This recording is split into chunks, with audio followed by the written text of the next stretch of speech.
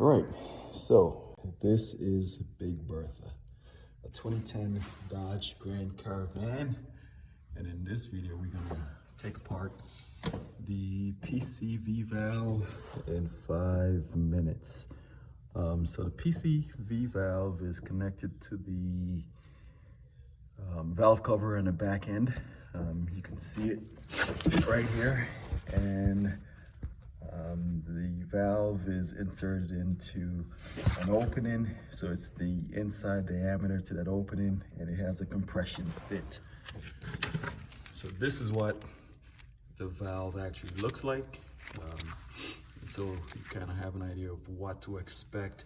So this goes into that valve cover and it's snug. So this van has about 210,000 miles.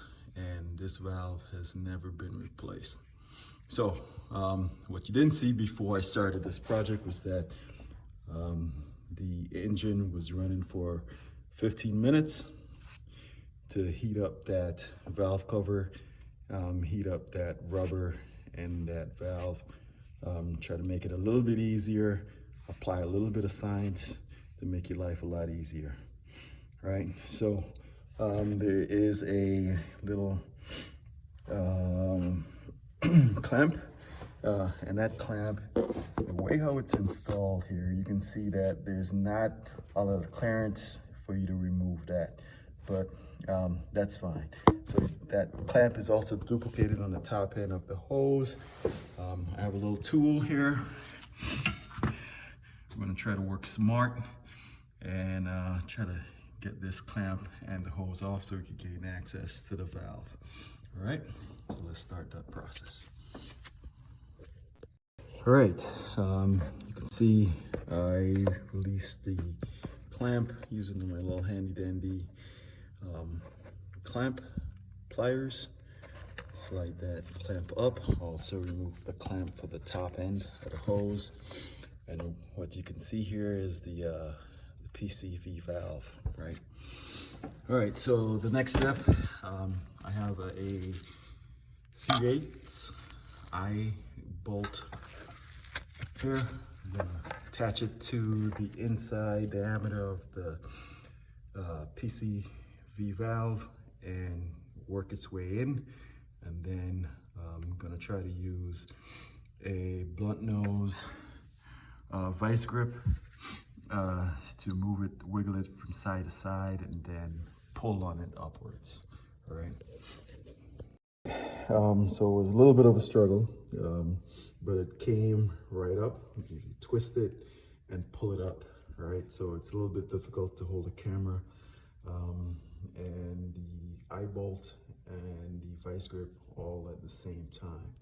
All right. So I did have a little bit of an issue with the valve rotating around with the inside of the compression fit gasket. So I had to use needle nose pliers to hold the top end of that valve so that way I could screw in that eye bolt. But the key here is to allow the engine to warm up a little bit, maybe running for 15 minutes before you start the process. And here's the new valve.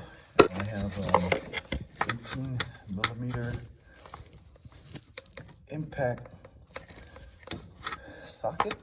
I'm just gonna apply a little bit of pressure and try to get it to seat inside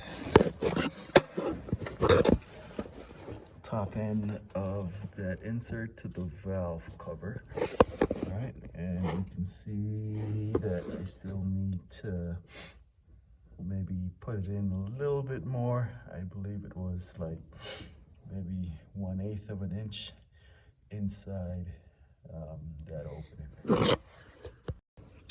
All right, you can see that I got the new valve inserted inside that inside diameter. And so the rest of the process is easy. Just repeat what you did to remove that hose, and then connect everything. Ensure that that clamp is secure on the bottom, and that's it. Again, the key here is to I believe, is to allow the engine to warm up and let those parts, let the heat and the difference between the expansion rate between the valve cover and that bushing or that boot allow you to make your job a little bit easier and get that part out of the engine as quickly as possible. All right, well, hope that helps. Thanks for watching.